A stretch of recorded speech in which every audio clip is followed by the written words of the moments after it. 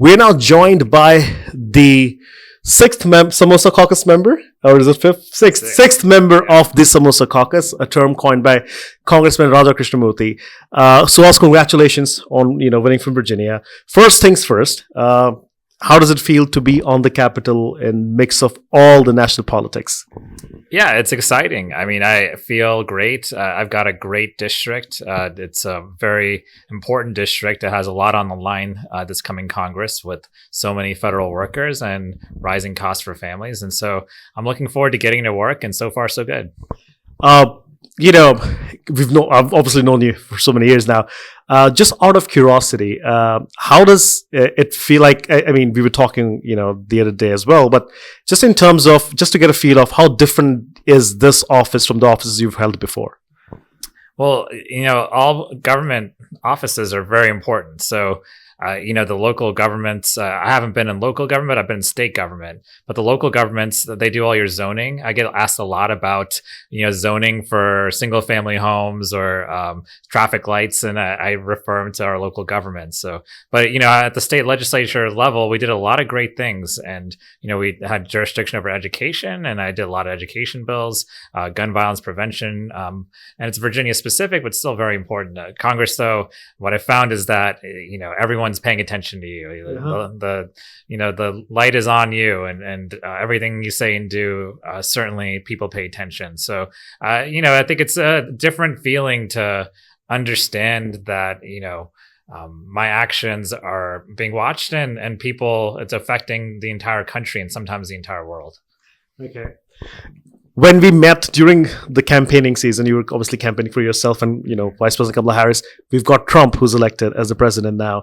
The inauguration is coming up. What can people expect from Trump 2.0? Like, what have the conversations in your party about Trump 2.0? I have no idea. My best guess is yours. I think Trump 2.0 will be unpredictable. I didn't see Greenland coming. I didn't see, he campaigned as someone who was going to be a peaceful president. And then in his first press conference, he says he's going to send troops to Panama and Greenland, right? So it's just, you just don't know with him. I think the one thing you do know is that he'll, say and do things to get attention and get press and distract from the issues. And so we'll see what happens. Actually, a couple of weeks ago, a lot of Indian Americans were on, they were online hatred against them, especially the ones who come here, work here. What would you tell your constituents? What would you tell, people from India who are working here on visas and as such, and, who were basically, called out names, including, I remember Congressman Sri Thanda was even asked to go back to India. Mm-hmm. So, how do you see all this playing up? Yeah, I've gotten some of that too. I did my swearing in on a Bhagavad Gita because I'm Hindu, and it talked about my mother immigrating from India, and I got those same kinds of comments. People saying to go back to where you came from. You're not a real American. I would just say that's unfortunately people are vocal now about their bigotry, but I'm not going to let it stop me. Certainly, if anything, I'm going to let it motivate me, and so. I would also say that for those people who are attacked or for those who hold H-1B visas or, immigrants generally, I've got your back. And I know a lot of other people in Congress do as well. Okay. One last question before I let you go. What are your top priorities in this Congress?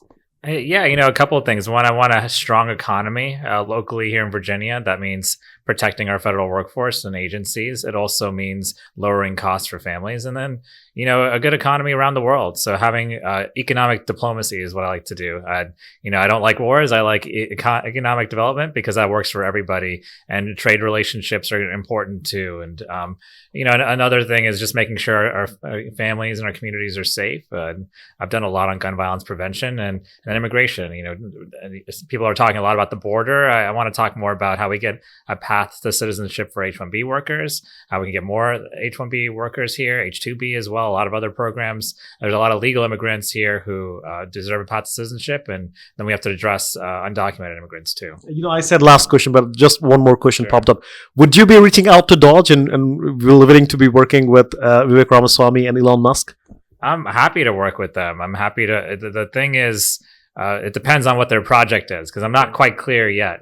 So I'm on the committee that's going to be implementing Doge, and I might even be on the subcommittee on Doge. And so I'm all for it if it's all about making sure we make government better, more efficient, making sure we reduce fraud, waste, and abuse, and even cutting some spending. Like, I'm okay with that. But if it's about firing federal workers because Trump didn't like that federal workers didn't do his bidding, if it's about moving federal agencies to red states to reward them for voting for him, that's un-American, and I'm going to fight that all the way.